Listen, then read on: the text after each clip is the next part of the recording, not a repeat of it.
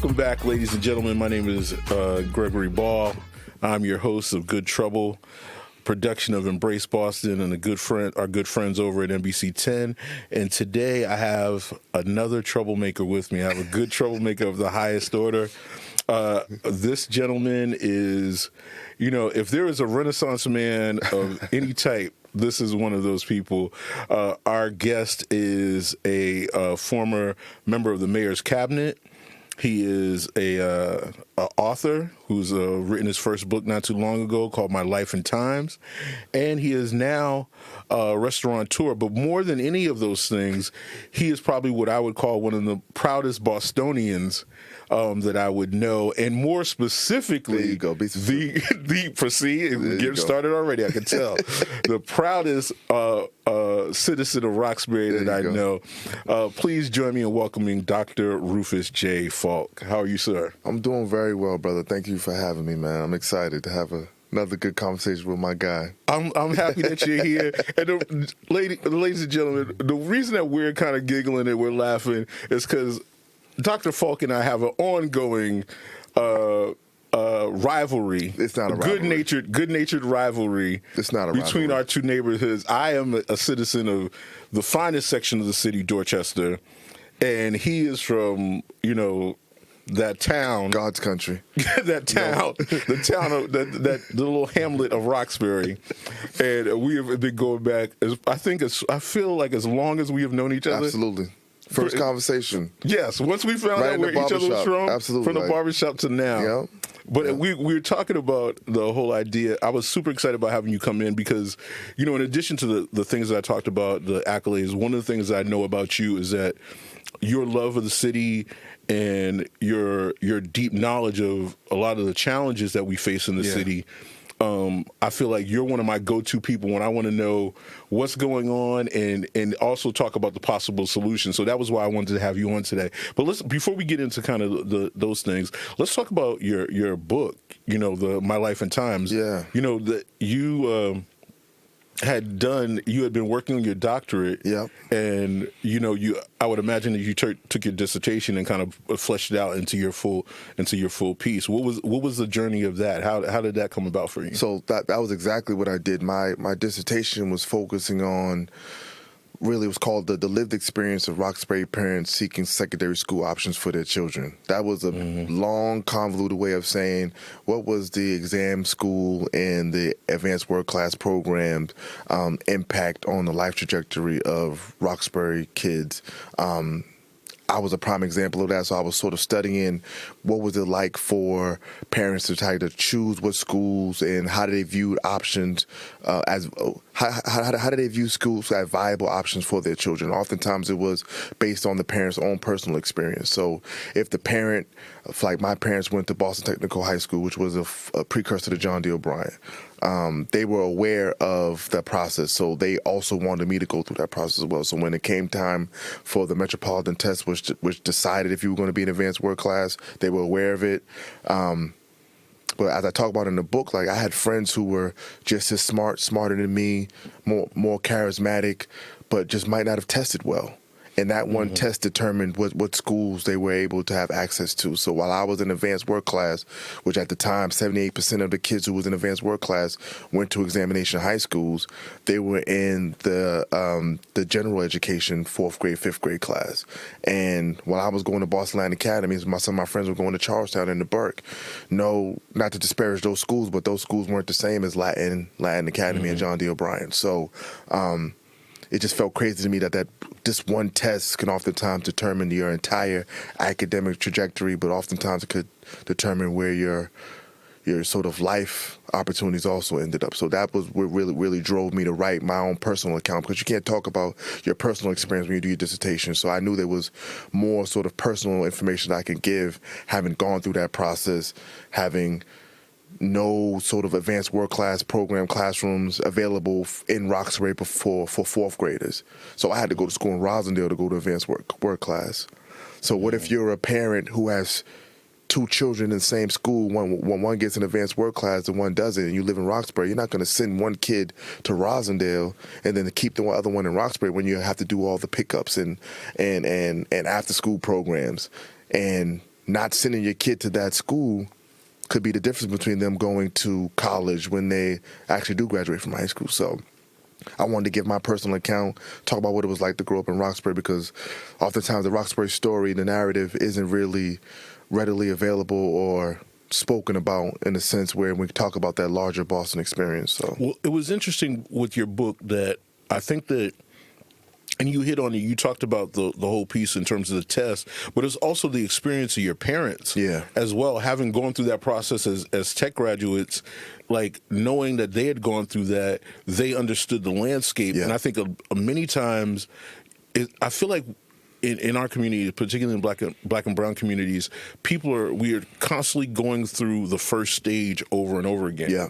So, your parents went through that. You went through that, and now when it's time for your daughter to go through school, there's an experience within the family. It's kind of ingrained. Exactly. Okay, these are the ways that we can kind of operate the system a little bit better and work it out to her advantage, where other families don't do that.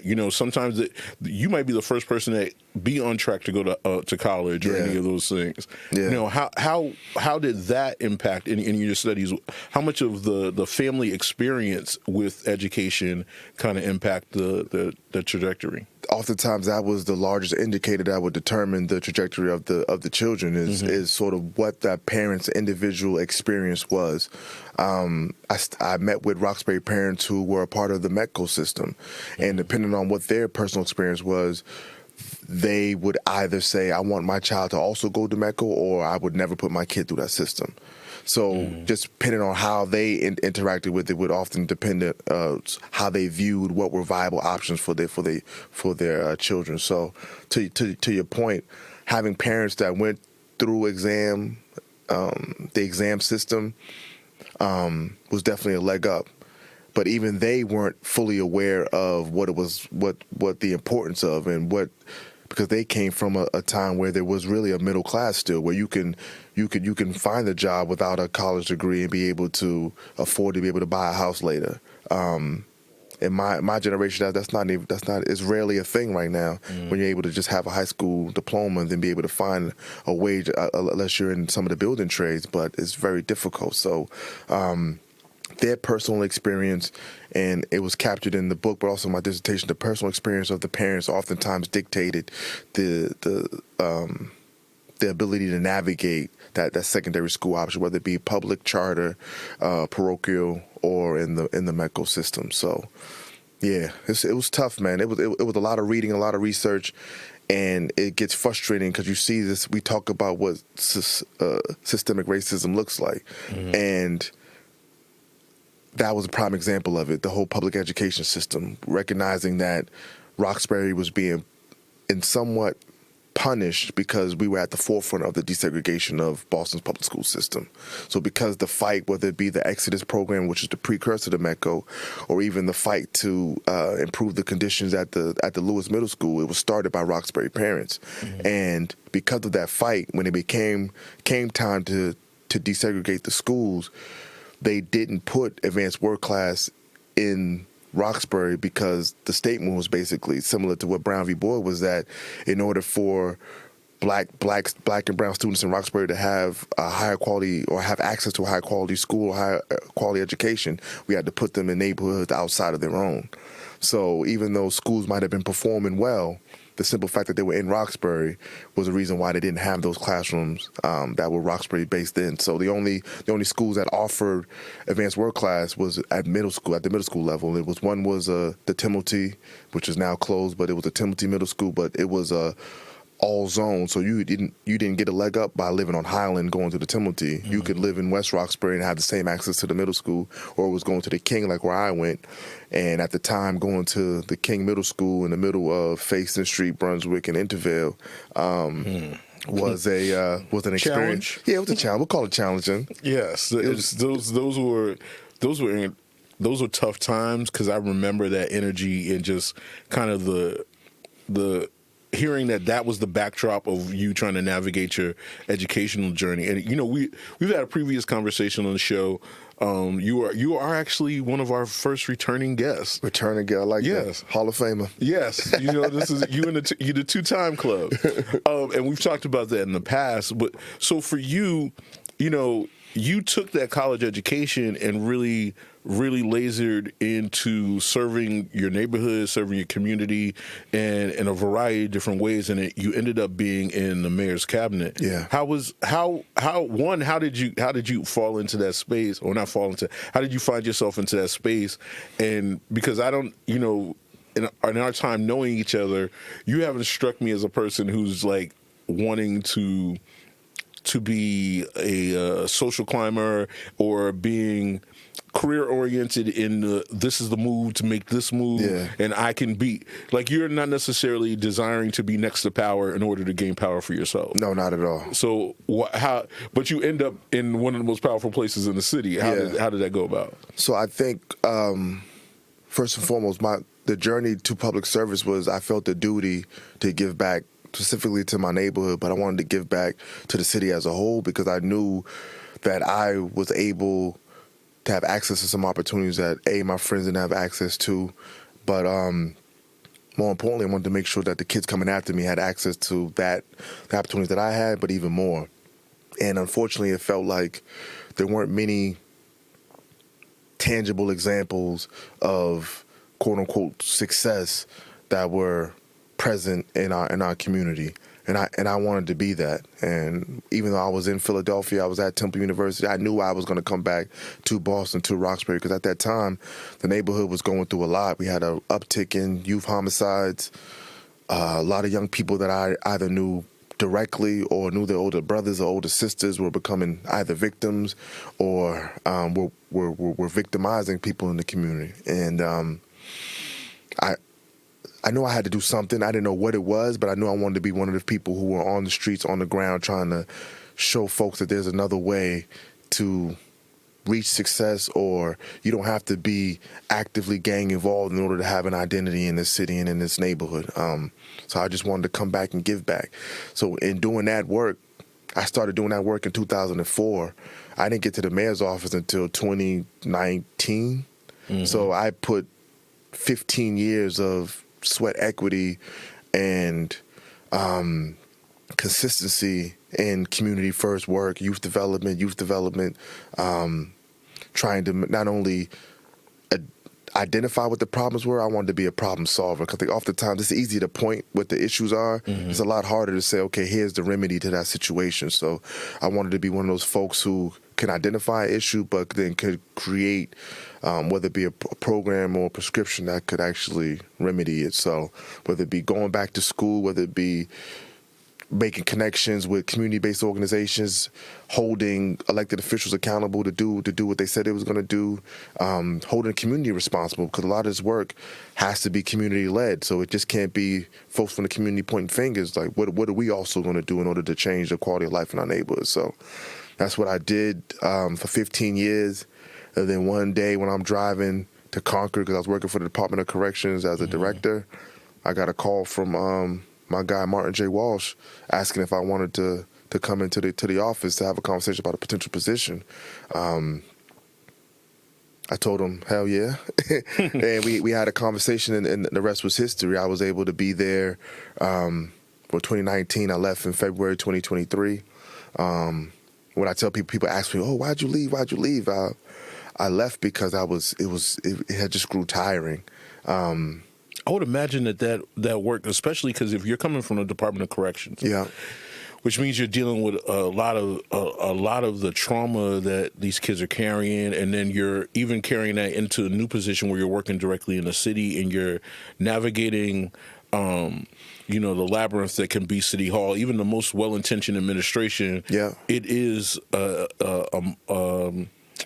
a challenge kind of just working through those relationships and personalities. Some people have been there for 20 years. Some people have been there for 2. Yeah. You know what I mean? So kind of doing all that together and at the same time dealing with what, I try to tell people that you're dealing with life and death situations when you're talking about this stuff with kids. I think that was more the exhaustion. The exhaustion was more about just having such a close proximity to the community and the victims of violent crime in the city of Boston. Boston's a city that's a 1 degree of separation.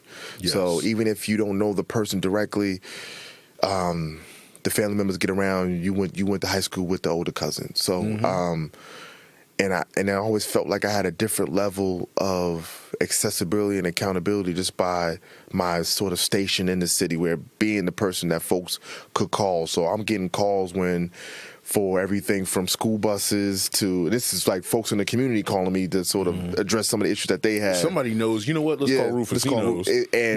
And again, like that's getting pulled in 1,000 different ways and still having to do the difficult work of what happens after a crime scene. How are we making sure that we support this family that lost their loved one? How are we making sure that the community members can start to put the pieces back together? How are we making sure that the trauma supports are getting there? What are we doing on the preventative side to make sure that A, there isn't some level of retaliation, but B, we don't have to go through the situation again? And no matter how many successes you had or we might have had, all it takes is one more shooting to feel like you're just starting from zero. And I just never felt like my social battery can get back up to 100. And once I felt like that, I said, I'm going to be no good to myself, or more importantly, my loved ones, if I'm constantly feeling tired and also feeling like I'm not accomplishing much. So I had to just change my direction. I can understand that, but I would also think that, given the example, that you given about how people were calling you for everything, that doesn't turn off when you don't work at that job anymore. That's what I mean? That definitely, because the presumption is, you don't have that job, but I know you know something. So how do you kind of balance that even now? Because you're in a whole nother space, and we'll talk about that shortly, but you're in a whole nother space. But in some ways, you're in the same space with your new endeavor as well. For one, I had to start looking at it as I think I've always looked at it as an honor that folks trusted me enough to say, in my time of need, I know I got somebody I can call who, at the very least, if he can't fix the situation, he could put me in a conversation with somebody who might be able to help me. So I take it with a sense of pride that folks, okay, I know if I have an issue, I know I can call Rufus, and at the very least, he might be able to give me an answer, or he'd be able to connect me with somebody who can help me out. But I think what I had to start doing is recognizing that it's okay not to take every call. Like I can't feel like it's my duty to solve every issue. And I think that's where the burnout comes in. And I see the burnout a lot with folks who work in the space that we were working in, who are from the hood, who are from the circumstances, because we would do the work for free. But in doing that, you'll get people in these systems will take advantage of that. But also you can't turn it off, because you're going back home. So when even though you're not answering your phone, you walk into the corner store. When I leave City Hall, when I leave City Hall, I'm getting my hair cut on Humboldt. I'm still going to Malcolm X Park. I'm still going to go to Merengues. I'm going to go to these spaces, and because I'm really of the neighborhood, of the community. So again, like you said, you're not going to turn it off, which gives you a different level of accountability. That's why the whole idea of making sure that we're promoting and supporting our local products to be in these positions will give us a different level of accountability when it's time to get that work done. I think, again, nothing against folks who move here for work, but there's a different level of accountability when you are working in the neighborhood and community in which you come from, because you can't duck and hide.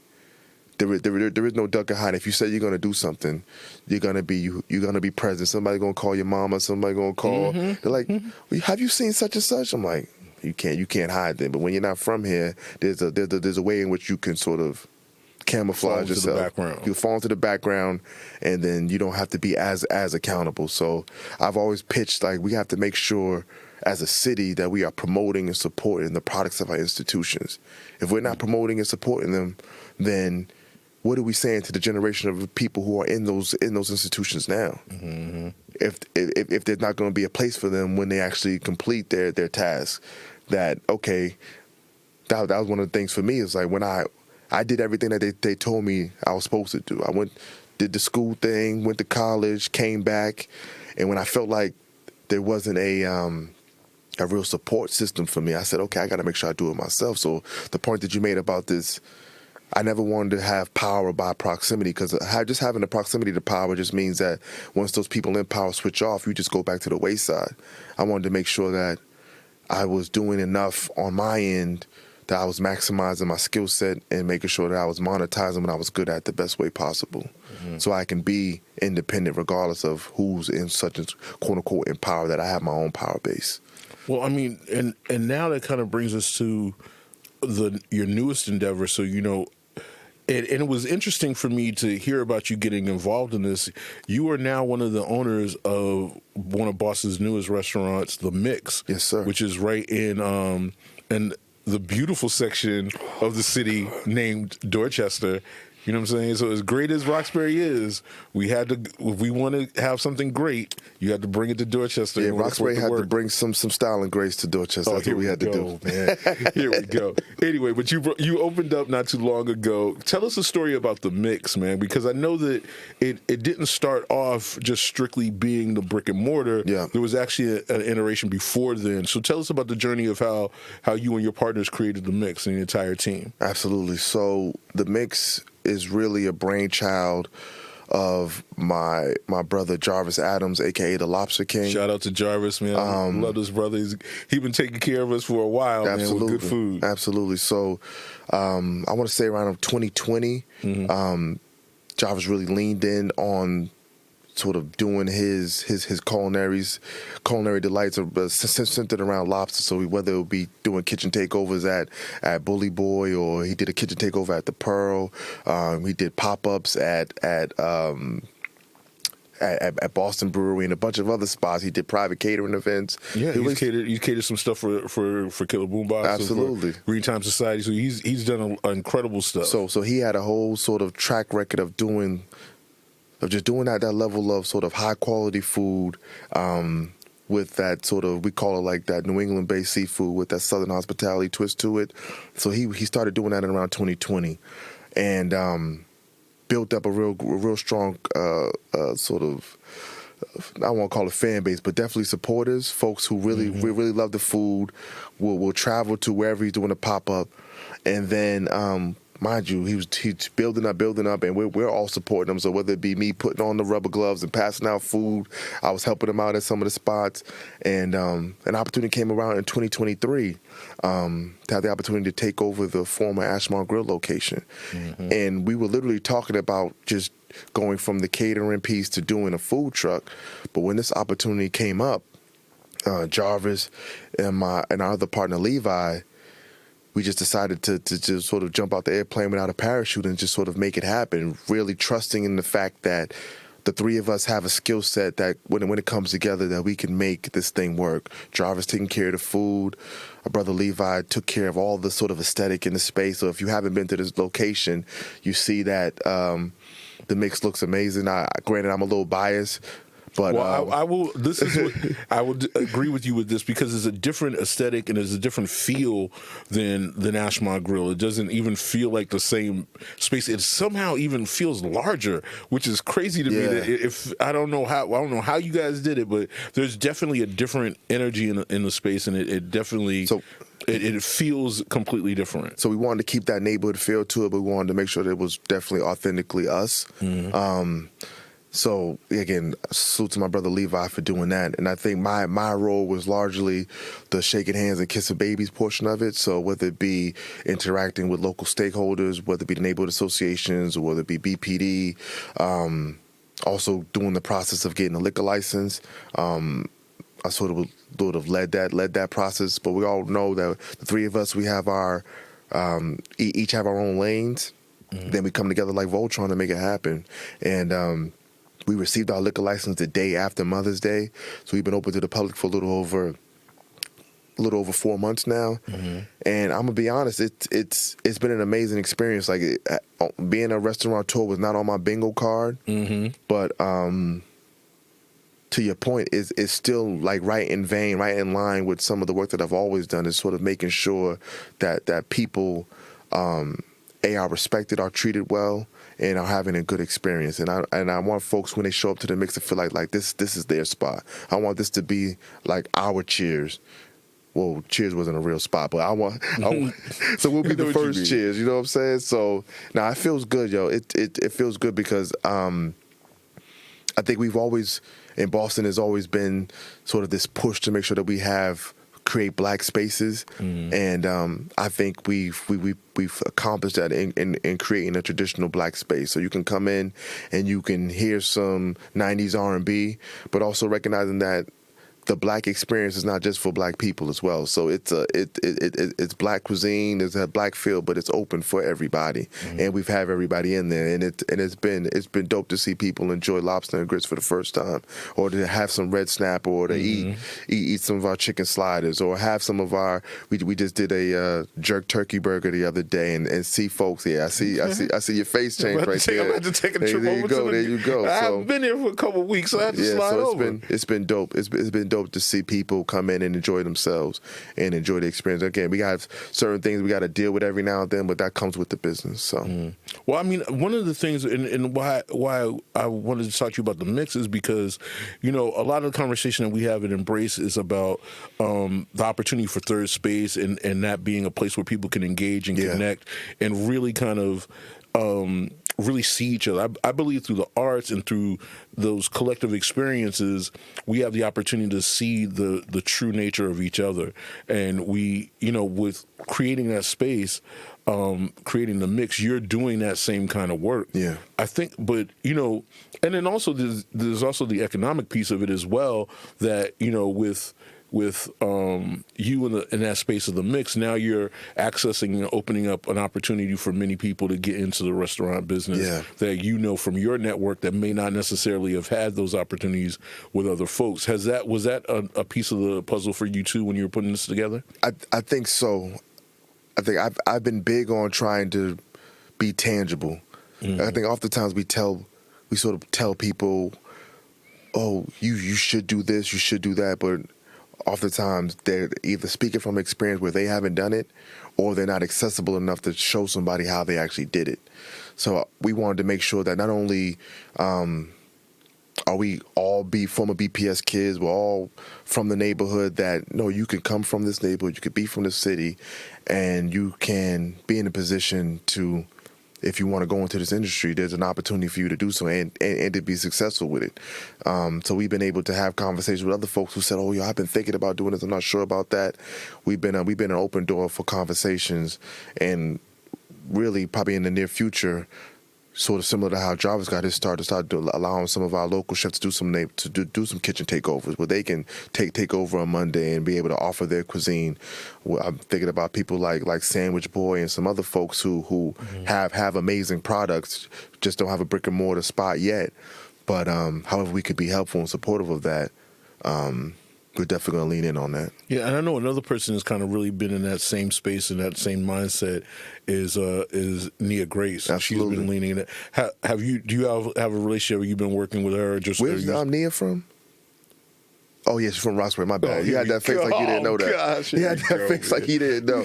So, yeah, definitely shout out to my sister Nia, who's definitely paved the way. I actually have a real sister named Nia too, so shout out to my real sister Nia and my Roxbury sister Nia as well. Okay. But as just somebody who not only is setting the bar high, she's also super accessible to answer questions, to allow folks to tap into her network, which oftentimes is what's missing when you're sort of starting your businesses.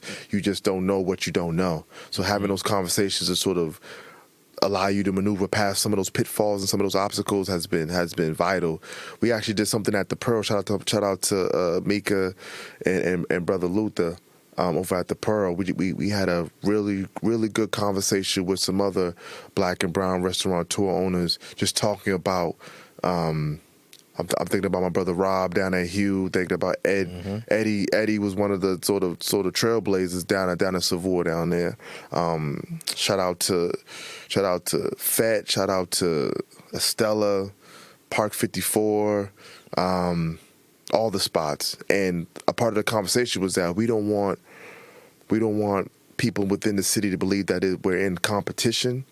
I think Boston, we deserve options, and the fact that you think about the North End, there's 52 restaurants almost serving a similar cuisine, and it's not viewed as competition, and they're right on each other's back, and we don't want the sort of narrative to be out there that there's a competition between these black and brown owned establishments. No, we're just making sure that there are options in every neighborhood for every taste bud. And having that meeting at the Pearl was sort of the first part of that, showing that there is no Cold War, there is no beef between these restaurants. We want everybody to win. I know specifically from the mixed point of view, we want everybody to win, because when everybody wins, it's going to increase. It's going to increase not only the sort of notoriety of the Boston black-owned restaurant space, it will just also make us a destination hub for the region, because there are other cities in Massachusetts, there are other states in New England,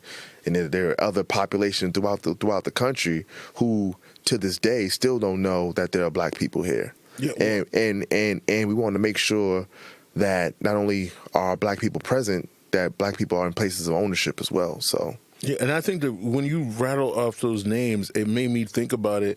And one of the things is that, there are a lot of people who are relatively new. There are new spaces, but they may not be new to the industry, like Luther, for example, and the Pearl.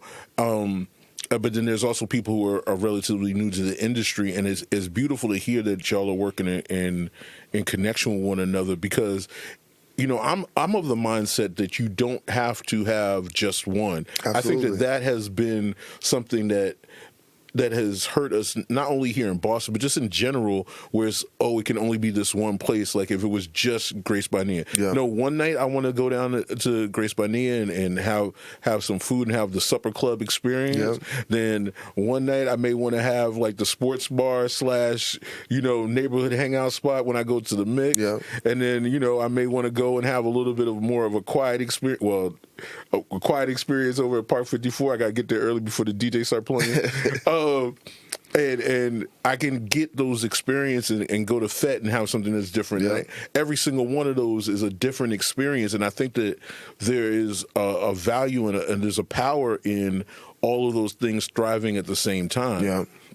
Has there been, obviously you talked about the kitchen takeovers. Has there been any conversation about maybe even a next level of collaboration between all those organizations? I think absolutely. I think that was a part of the meeting that we had, just sort of talking about how do we intentionally move as a group and as a unit to leverage the not only cachet, but leverage the actual footprints that we have as well. So that's definitely a part of it. So I'm always one to announce after it's already ready, but definitely be on the lookout for 2025, some more sort of intentional partnerships, and whether it be just sort of taste making, whether it be actual events. I think you're going to see a lot more of that in 2025. It feels good. Like you said, to your point, I think this idea of there only being one has hurt us in almost every industry, whether it be music, whether it be sports. We sort of take it like the opportunities are finite. But what we're really trying to push is that no, there are endless opportunities and endless there's a big enough pot of gold for all of us, and as long as we treat each other with a level of sort of respect and come at it with the best intentions, I think we'll be able to kill. Yeah, that whole idea of the economic empowerment of what you're doing is also part of, I feel like, the changing face of Boston. Yeah, I feel like the Boston we are. And I talk about this all the time. The Boston that people think we are and the Boston we truly are, I feel like, are two very, very different things. But that was a part of, that's why I did the TED Talk.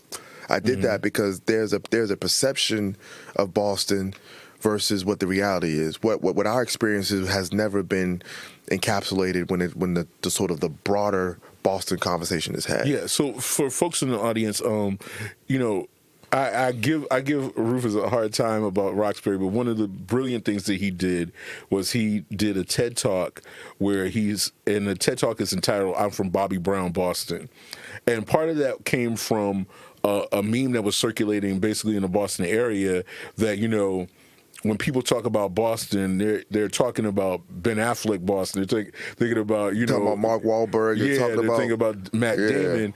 But I'm not from that Boston. I'm from Bobby Brown Boston, and when that started to move around, I think a lot of us kind of resonated with that. We connected to it because that is the experience that we have. And in your TED Talk, you talked about your love for Roxbury and that connection to it. And, how was that moment going up there and just doing that? Because as much as we get up there and we feel like we can really articulate that, it's not the easiest thing in the world to talk to a room full of people and then know that message is going to go around the world. Yeah, I think that the talking to the room full of people wasn't the nerve-wracking piece. Mm-hmm. The piece for me was be able to recite what I have written. Mm-hmm. Because of my speech impediment, I had a real stutter when I was young. So I never was one that could read off of, read a script and then go up and recite it like that. I used to just always freestyle. Mm-hmm. So freestyling was always sort of the way in which I can get through doing speeches. Whether it be graduations, I literally would just come up there, have an idea what I wanted to say, but then just go out there and spit it out. Exactly. But for the TED Talk, I had a real boom. I had it memorized. Mm-hmm. And I just wanted to make sure I was clear, concise, without being preachy, but still sort of getting the message across that the Black experience in Boston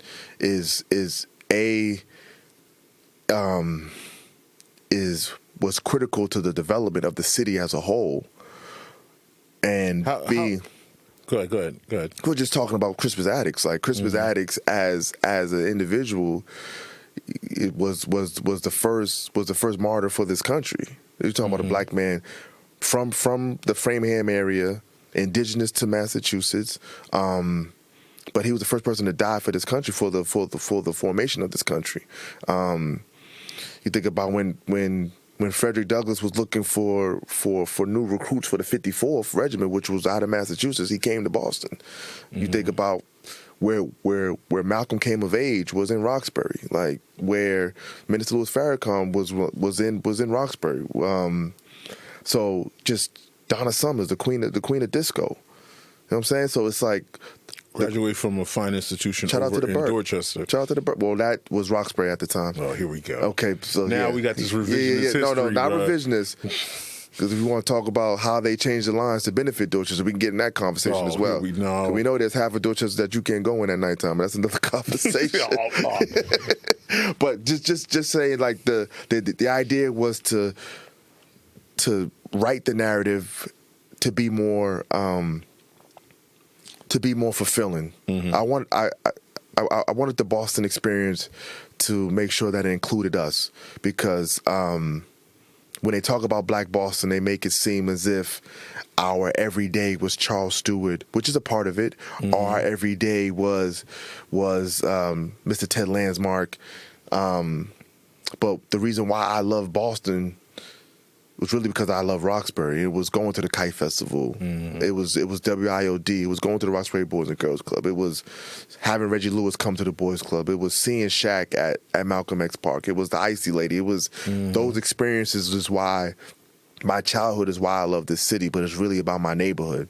So I wanted to make sure the neighborhood in which I grew up in was at the forefront of the story, but it explained why most Black Bostonians talk about Boston in such a way, is because they're thinking about their childhood. Mm-hmm. They're not thinking about all the other instances that would possibly make somebody view the city in a different way, because those stories are true. But our childhood is the reason why we love the city. And I wanted to make sure that we were seen and we weren't left out of this sort of larger Boston narrative. Yeah, and then what I was going to jump in with you earlier on was the whole idea of those challenges and where we're at today. And I always know that if I want to get an idea of the what's going on in the city, you're one of the people that I talk to. So, we're facing a number of challenges as a city right now.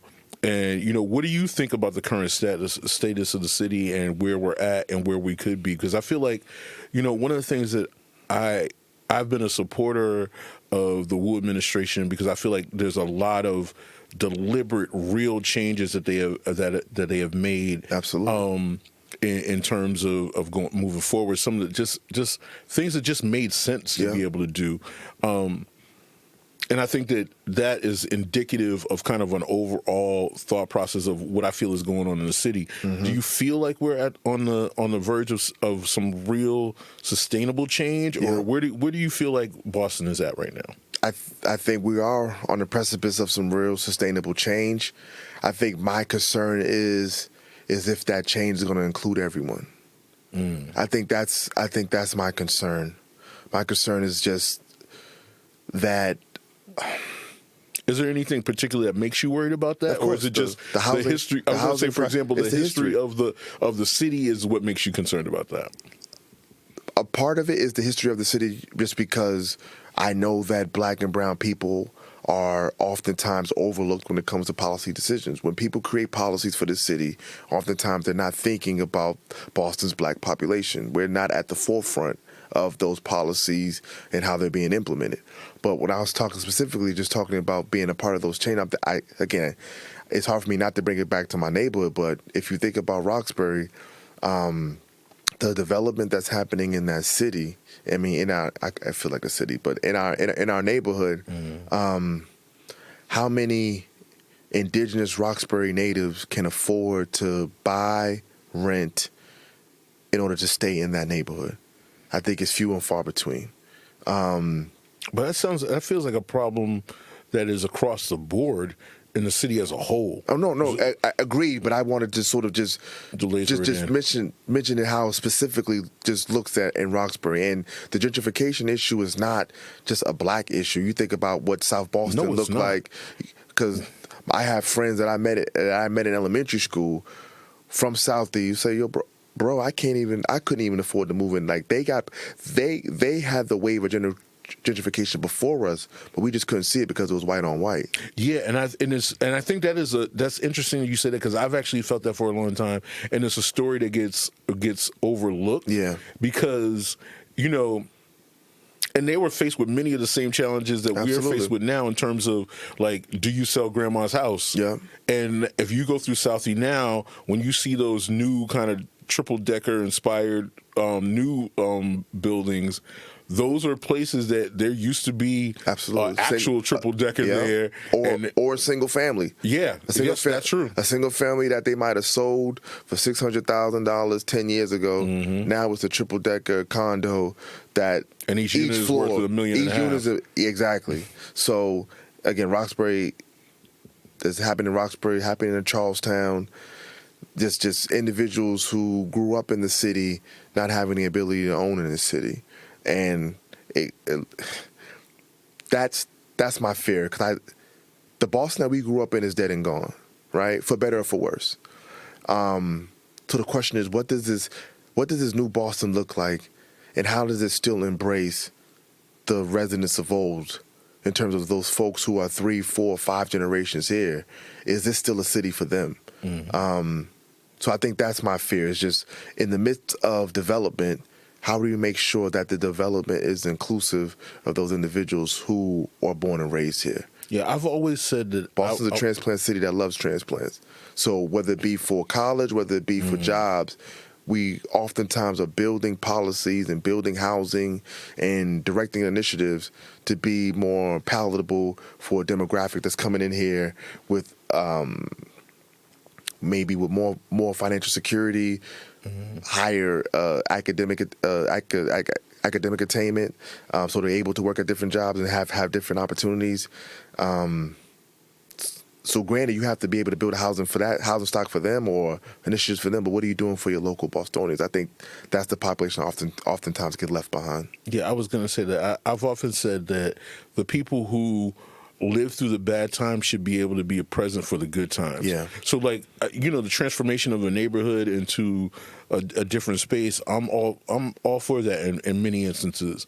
But I want the people who, like you said, in our youth, in our era, seeing people who kind of really dealt with a lot of that trauma to be able to have the dog park in the neighborhood, and but also to feel like that's a part of their neighborhood too. Absolutely. Because I feel like what happens with gentrification many times, and to your point about the whole idea of it hits every part of the city, it almost makes the people who grew up in those neighborhoods that have been connected to those neighborhoods for so long almost feel like strangers in their own homes. Yep. So for you, what do you see as the solution to kind of to face some of those challenges? Because I know it's a big question, but again, I started this off by saying that you're one of the people that I come to get answers from. You asked me $1 trillion question. I think a part of the housing issue is that there has to be a wage component attached to it. Mm-hmm. What are we doing to ensure that our local residents have access to employment opportunities where they can earn a livable wage, not even just a livable wage, a wage in which they can have the ability to purchase and own a home. Mm-hmm. And oftentimes a lot of that, the majority of that is going to start with our public education system. It's like, how are we setting up our high school graduates to either matriculate through college or to get into some of these industries that we know will be able to allow them to support themselves to be able to buy a home?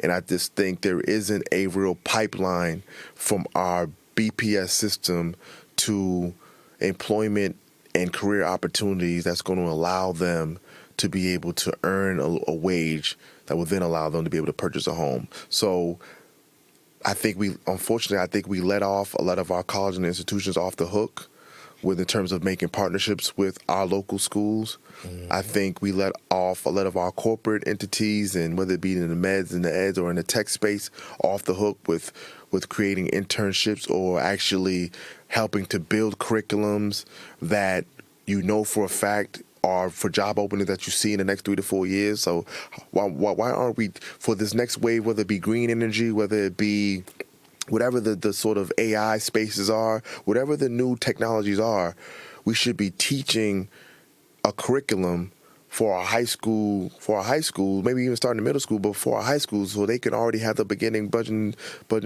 skill sets in order to get into those positions versus graduating high school and not knowing what they're going to do next. And we see a lot of our young people after high school just lost because there is no real game plan for them outside of that. Yeah, and that's the seed of where the conflict sometimes in the street happens and just in their lives as a whole, and then young people not knowing what, like you said, not knowing what they're going to do next, and that opens up the opportunity for the wrong things to get into their spaces. And so it's an issue. So that skill development has to be a part of not only how we build out plans for our young people, but it also should be a plan for what we do for our adult population as well.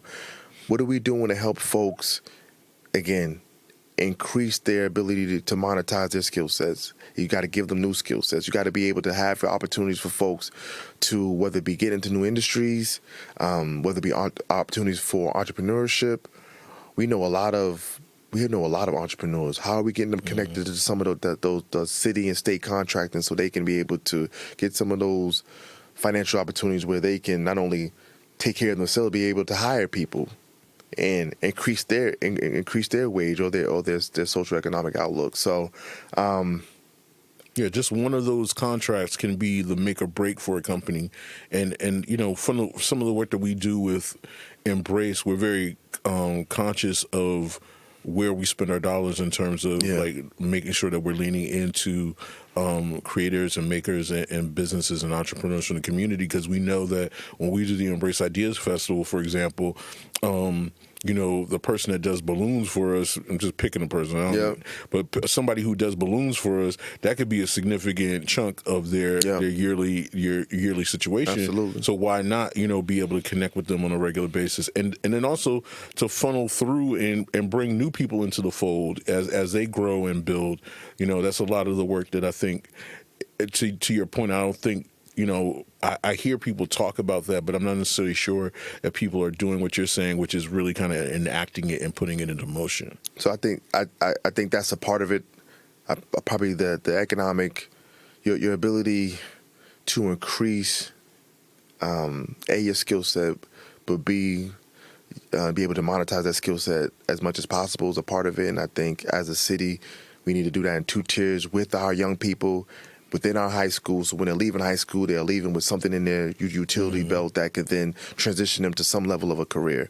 But I think for our adult population, similar to them, doing an assessment, figuring out a way in which okay, you've been doing benefits analysis for the last 15 years, you sort of reached a cap in this space. Is there a way in which you have some transferable skills that could then be utilized in some of these new industries that have more room for growth for you?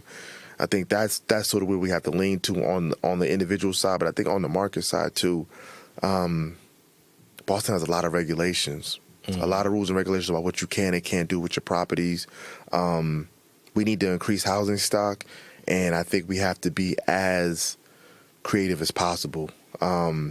But I think there has to be a balance, because I feel like sometimes those rules and regulations are in place so that we're being taken care of like that. Agreed. I think many times people are like, oh, just get rid of rules and let the market determine. But sometimes the market determines that it gets crazy. Yeah, it gets out of control. Yeah, we need to strike that balance between the market rule and then also making sure that people are taken care of and safe in the best possible way. You definitely need rules and regulations, but I think there is a lot of red tape that goes into development that oftentimes boxes out some of those smaller startup developers who might just be wanting to put something of a 4-unit, but it's just not cost prohibitive for them because you have to do a certain amount of affordable, certain amount. It's just like, okay, I can't do that. So I think we definitely need to be creative in the way in which the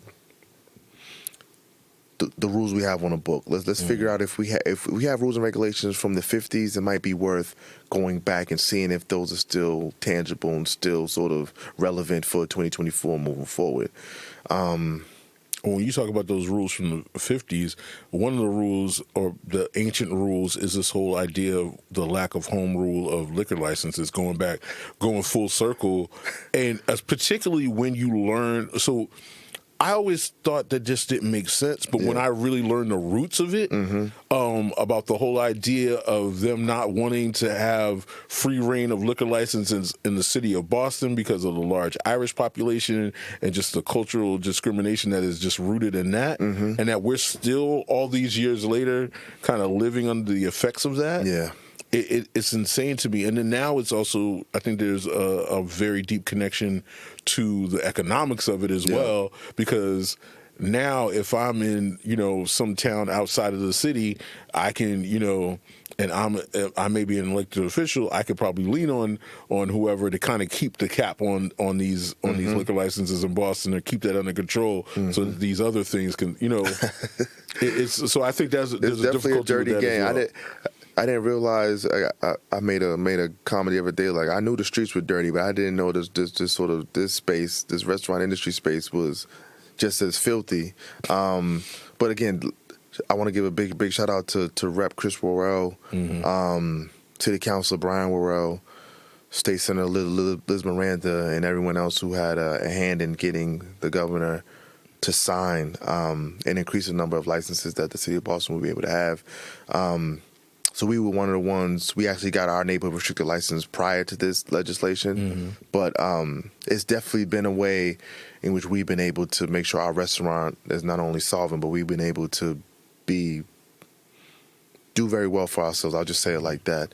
And it's going to create opportunities for other restaurateurs and other folks who want to get in this sort of restaurant hospitality space to be able to jump into it. I think the beautiful part about that, though, is when we talked about lived experiences and being connected. Yeah. Senator Miranda, Representative Worrell, Councilor Worrell, all have some level of experience in the space. Absolutely. So to understand the kind of the real boom of and the connection to those licenses being in the community, and understanding the dynamics of even making sure that we have third space for people in the community, so they don't always have to feel like they have to go downtown or wherever else. I think that helped inform their ability to get that done. Yeah. And it So also, you're right in giving them kudos for absolutely, sure. and it also shows what government intervention can do to increase economic prosperity if it's intentional. So that leaves room for other government intervention to be very intentional around how do we create opportunities in these other industries and in these other spaces. What could we do in this tech space to create, whether it be some new incentives that will allow, whether it be on the training side or on the employment side, to increase the level of inclusivity for young people who are coming out of Boston public schools or coming out of Boston's neighborhoods. What are we doing to make sure that like that can be a way in which where we increase our involvement and engagement in that space? So again, I think as a city we've definitely come a long way. I'm grateful that on the sort of some of the hardships that we saw in the 80s and 90s, the impacts of it have lessened to a degree in 2024. We still have a lot of issues that we had to work through. Absolutely. But I think we're at a time in which where we can really address these issues substantively and sustainably, where we don't have to come back 20 years from now saying, what are we going to do about this housing crisis? What are we going to do about this lack of economic diversity or economic prosperity in Roxbury, Dorchester, and Mattapan?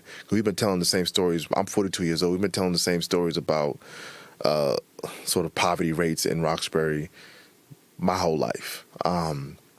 But I think this is an opportunity we're at a time where we can actively address it to the point where it is something where we're not kicking the can, we're actually addressing it for real. So I'm excited about it, but I just know we actually got to be intentional about it. We can't be timid to really call out what the actual issues are. We were able to hosted the Boston Reparation Task Force did an event at our spot last week, and a part of that conversation was like, what do we do to address the impacts of systemic racism and actual enslavement in this country, but in this city? Like that's a way in which we're trying to address root causes versus just looking at the tip of the iceberg, like getting actually under the surface. So I'm excited for what's to come, man. It's been a dope year. I tell folks this is the first year in my life where I'm doing everything I want to do versus what I'm expected to do. And how does that feel? It feels like I have 1,000 pounds off my back, because when you're doing what people are expecting, what you don't really gain any real satisfaction from it, because it's oftentimes it's not. It may be something that you love, but it's not something you're passionate about.